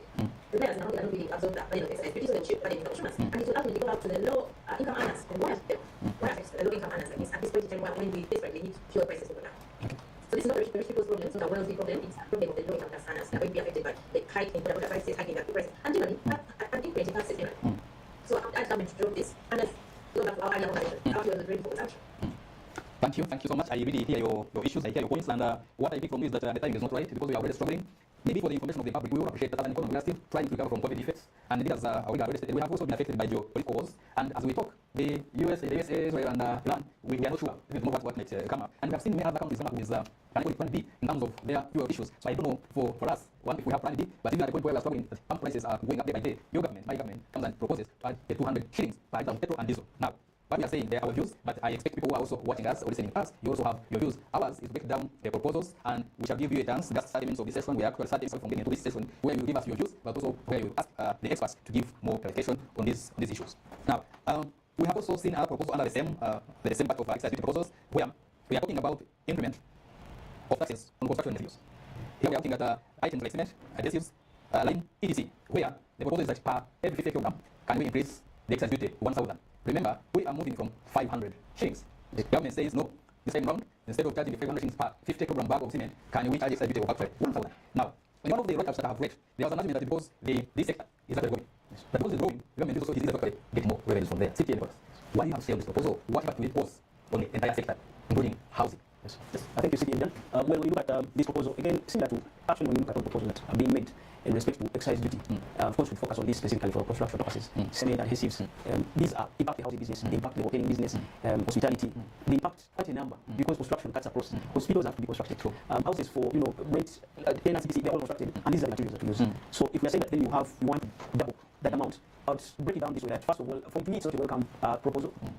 My view is that it again needs to take an adjustment based on the reflecting the current economic situation by considering the inflationary adjustment, because that is the real-time reflection of the current situation from an economic perspective. But going back to the actual impact, is that when you increase it by 1,000, let's say about it is 3,000, it's currently 3,300, and not it's 33,500 shillings in most of market price. And if someone is transporting it maybe for a distance of 10 kilometers and above, you're going to go an additional maybe 200 to 500 shillings. Yeah. Then you add an additional 500 from excise duty incremental. It means that price is going to go up to almost 35. Yeah. What that means is that the cost cost of these housing materials are going to increase. Yeah, because you need these materials in order to put up long-standing buildings, yeah, for housing purposes. I've seen the government and president trying to support low-cost housing, and actually they included something in the budget, that's budget framework paper, that speaks to the contribution to low-cost housing. But if our goal as a country is to try and create low-cost housing for our people, because we are aware that many people actually do not have shelter or cannot access affordable shelter, then by increasing the excise duty on this, we are sort of creating a diversionary, argument to what we are trying to achieve. So for me, I see that housing is going to increase in terms of rental prices are going to increase, which will again create a bit of burden from an inflation perspective, which the government doesn't want to do. So that's the ripple effect. That you increase this, but it has a lot of other areas it affects, and it also will discourage the growing industry that we are looking at. It's going to discourage it. That's good. Now, related, we have always had, we look at statistics, we look in terms of housing accommodation. Yes. We have, we look at the expected as a country where we are actually in terms of housing. Now, that is a fact for those of you who refer on statistics. But in the same proposal, the government is proposing excise duty on paints, on washes, and other items around construction materials. Now, I'm wondering, if one side we are applying about the housing use, the number is low, and now we are introducing tax after tax. We have already talked about cement and lime and all that, but now we also want to talk about paints and washes, and the taxes are that for the already manufactured of every 50 litre kg. But also for the imported ones, we are looking at a 20% or 2,000 per litre, whichever is higher. Yes. That's how the proposal is actually saying. Now, to CTA Zuriat, we have, as a developing economy, we are crying that housing units. When you look at the surrounding areas that you still have, when you look at when you compare those areas and those posh areas, and where we think we should be, I'm told at one point that you were entering the middle income status. I don't know exactly, I don't have the numbers to tell you whether we have entered or not. So, CTA Zuriat, come in and tell us, why is the government going this direction, and what would be the impact on the people saying, as not upon the entire community where me and you live? Okay, so I just want to come out aggressively and speak directly to government and mention that there's been a laziness on their part, because what now they're trying and aiming to do is to tax the goods that are desperately needed in the economy, that are consumed by the many. We're still, for us, you're saying we are evolving, we are still lagging, and there's still a big gap between the wealthy and the poor. And we're now trying to see that government is trying to impose excise duty on these goods that are demanded by the poor.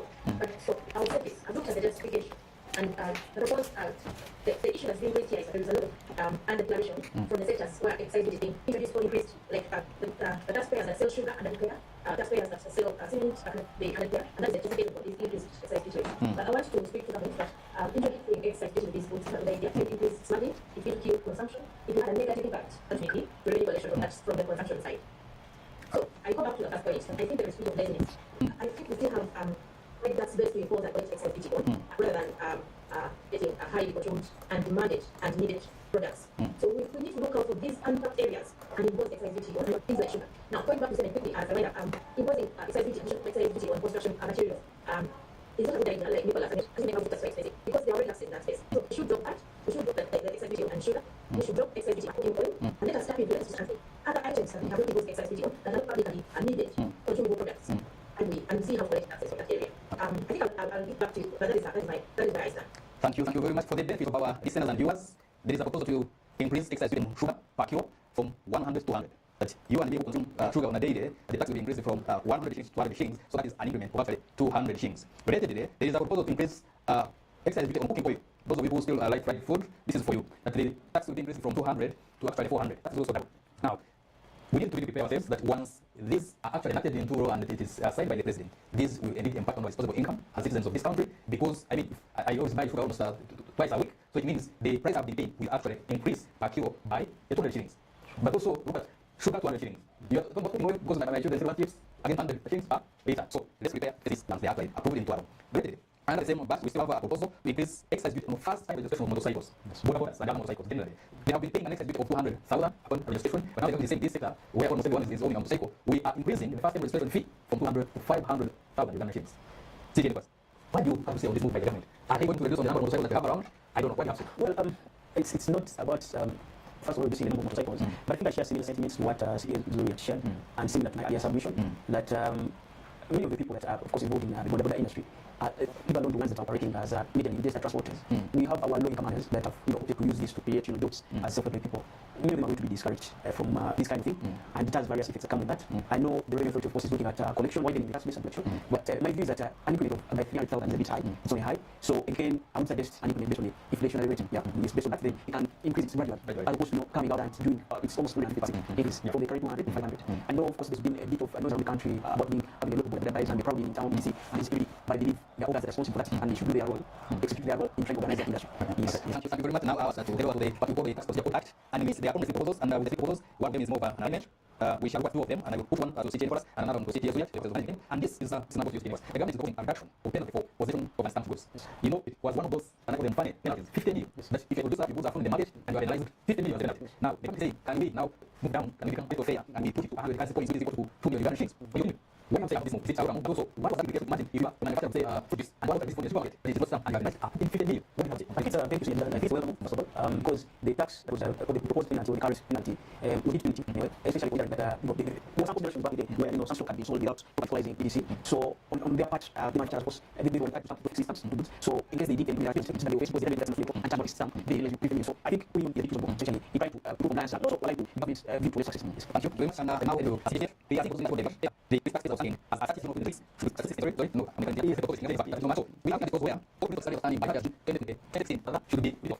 We use the for the decision so can you say this because the evidence is saying when the side you this is something that you do this is so for the next okay.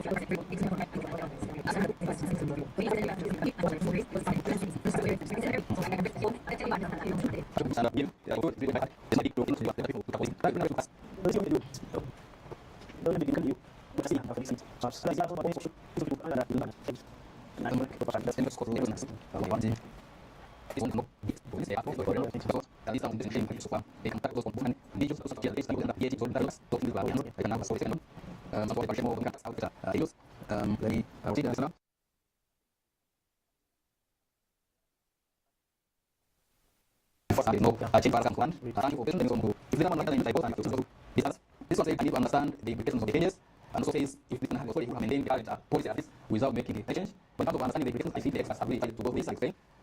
As it is in case someone has asked a proposed access on house, there is what I'm thinking. So apart from what we explained of sale and business assets, there is no indication of any taxes on house at the moment. Yeah, so but we're saying that which where we should still a bit of ambiguity. So then we are waiting more clarity to come out from the parliamentary commissioners because they invited people to give submission that later date the submissions they will be given will be granted time to go and defend their submissions. So on all we do not have any other access on house. Then as I text so now without what typed what state has the importation to and support are likely in the short term, what is the development of the and the long term and something from second session. I will appreciate social learning and thank you for participating to us regarding the extent to which interest and support cycles. I would say the balance between in terms of supporting people like because all know doing the question but for testing that they have those that are important materials they have those that dealing with the content open but not find us more details and so for the issue that must that can go with the tax supply for PhD also for personal so you feel like after it is very important so go back then I think best and that's why I say it will be unable to gradually impose activity for an inflationary perspective to reflect the current economic conditions or situation of the population in the country. I think that is a balanced view from the perspective of the direction the local textile companies on the functions. Okay. Let us know that brings your query, but we appreciate your question. Thanks. Thank you so much, CTA Nicholas, for raising that, and I keep following up on this very patient advance. This this biggest concern is lack of clarity within the proposals themselves. I think over mentioned this, most of them are not yet clear, but normally the way the rules work, we have seen some regulations coming up to explain exactly what is behind these amendments, so that implementation can now be a bit easier. Those people must first appreciate and understand it before you come in to do enforcement. I will head on to the next one. I'm trying to scroll to see this one. I need to appreciate all the amendments which I have tried to go through. This one wanted to was interested in knowing what kind of changes have come up, and I don't see any one. Other than that, there is no any other. This one wanted to appreciate more about the income tax amendment bill, which I think we have tried to go through, but also wanted sensitization since the law changes every year. So for instance, what this says about what is happening. Also saying that the government and the authority need to do more when it comes to sensitization. Making proposals and acting those one, but when it comes to implementation, as some of these are implemented after there is no awareness, people don't know about them, and when you don't know about a certain legal provision, then it is easier to find yourself at the wrong side of the law. So this person is advocating for more sensitization from the other side. This other one, you see, these have all been addressed. Let me go to the next one, scroll through and see.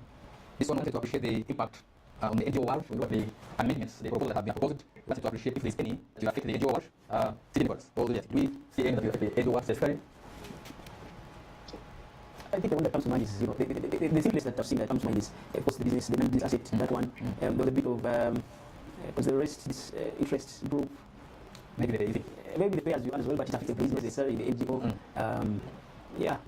I can go and still have more. Yeah, and of course, this is, you know, one which directly affects everyone, because the excise duty affects everyone. Yes. Okay. Then this was saying, wanted to know the effects on business operations. That was one, the effects of the proposals on business operations. I think we'll explain those. And he also says his biggest concern as taxing the existing taxpayers instead of widening the tax base. I think CTA should have talked about this. So you look at the proposals, most of them are increasing taxes on the already and the tax bracket. Yes, without expanding the bracket. Yes, but a huge percentage of the proposal is increasing taxes on the already existing taxpayers. But the big question is, as a government, what else are you doing to bring every other person into share information to whoever needs it? As we have discussed today, tax is no longer about filing. I want the public to appreciate some of these things. That when we are talking about tax, normally when I'm out there, when I say I'm a tax advisor, people easily say, hey, do you file returns? Yes, we file returns. But what we do is much more than filing returns. And we are saying that tax is about understanding the impact. Don't look at tax as an activity of filing returns, but take it as a mechanism of understanding the impact. First, look at the impact. Don't rush to filing. What are you filing? Because that is where we normally lose it. That when you talk about tax, people rush to have I filed. But for us as tax advisors and tax experts, we are saying it is not about filing, but it is about understanding the impact so that you are able to plan ahead. That is very, very important. So at Demo Consult, we work with many businesses and individuals, yes, to ensure that you assess the impact of these changes. I'm sure, Nicholas, when you go back home at where you work, these are some of the things that you also do. That it is not about the changes, but it is about what is the implication of this change to this business. If next year you were planning this kind of investment, and with these changes that are being proposed, are you still safe? But also, we ensure that we structure appropriately, structuring both operations but also transactions, because the operations will lead into transactions and transactions will lead into taxation. So the moment you get wrong structuring, automatically it becomes hard for you to answer the tax questions when these guys are coming your way. So we ensure that businesses keep compliant but also stay audit ready. So if you are unsure of these bills, we can still discuss more at an individual level. We plan to have more discussions of this nature, both on webinars, but also I received a number of calls and people were proposing that going on webinars is not enough. They feel that a wide coverage is on TVs and radio stations, and once that time comes, we shall also go there and we ensure that the public is educated, the public is aware of where we are heading as a country, because these amendments, these taxes, they affect us directly. So once again, allow me thank the participants, but especially the panelists. Now, as we conclude, CTA Nicholas, what are your practical insights that you would want to leave our viewers, our listeners out there?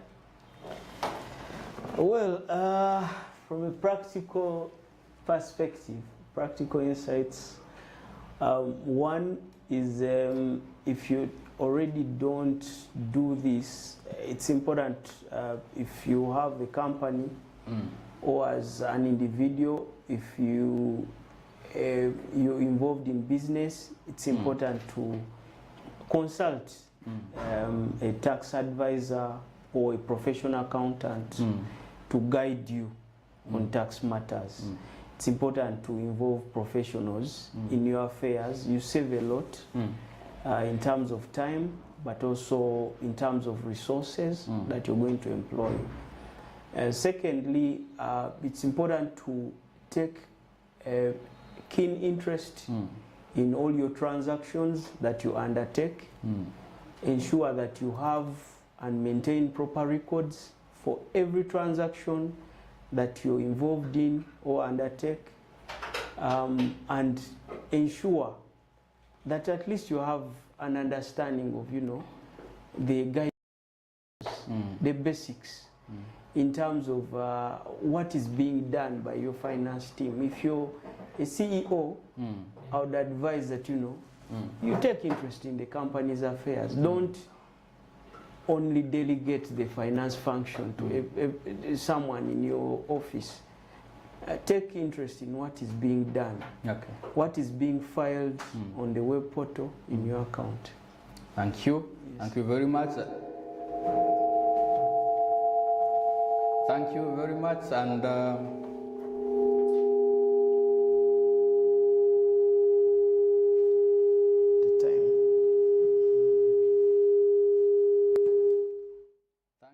Thank you. We are sorry for that sound glitch.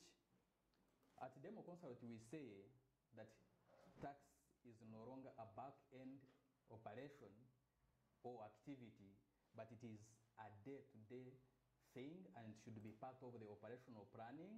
That's the only way you can avoid compliance challenges. Now, let me turn to CTA Zuriat.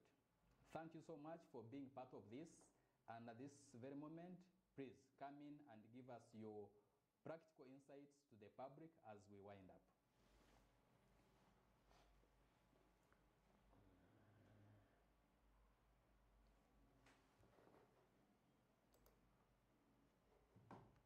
CTA Zuriat, are you there? She's muted, but she's there.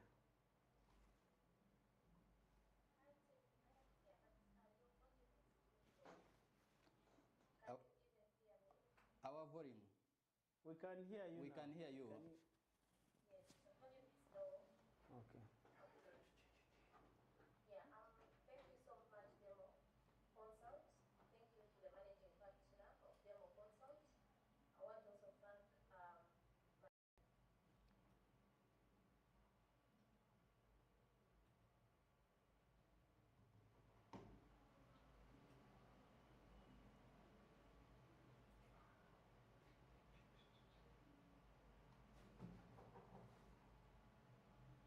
thank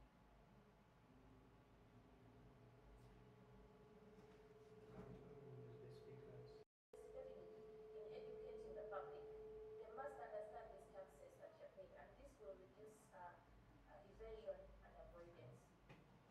I think for me that is the message I have to the government. Let's invest in education. Let's educate the public. We invite Ministry of Finance to support us as the tax agents to bridge this gap, to educate Ugandans, to break down the technical aspects of taxation, and this will go a long way in increasing collections and making the whole process really seamless. I think that is it. My name is CPA Zuriat Nakayenga. I sit on the ICPAU, Tax and Economic Policy Panel, and yes, we have picked the proposal on fuel, and once called upon, we shall present that to Parliament. But I also work with CTA Dedan, and we are part of the Uganda Tax Associates, Tax Agents Association. We work together to see that we support you. Thank you so much. Thank you very much, and to everyone who joined us this evening, we really want to say thank you for your time and for the engagement. But before I leave this, let me leave this with you, that tax changes don't wait for business to catch up. Tax changes don't wait for businesses to catch up, but prepared businesses will always stay ahead. We encourage you to always take action early. You always seek clarity and position yourselves properly. That's the only way you can survive. If you would like to really ask more, we can feel free to get in touch with Demo Consult. We can always engage, we can always plan and have more discussions. Otherwise, you have been a very great audience. I thank everyone. I thank the producers. Thank you so much, HD Media, for doing us a very good job. We are so sorry for those who were waiting for us on LinkedIn. Technically, we didn't get it right, but next time we shall improve. And those who watched on YouTube, we thank you so much. Those of you who were on Zoom, we really want to say thank you, and we hope to meet some other time as we bring you more insights in as far as taxation in Uganda is concerned. God bless you and have a good night.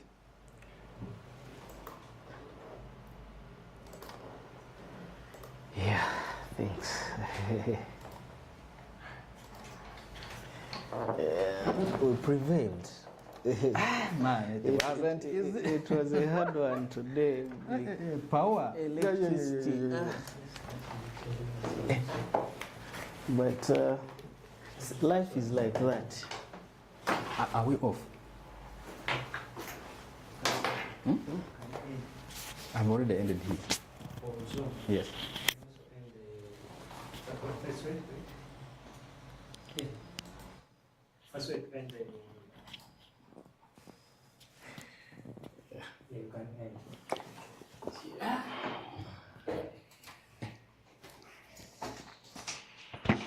But you see, you need to always keep an eye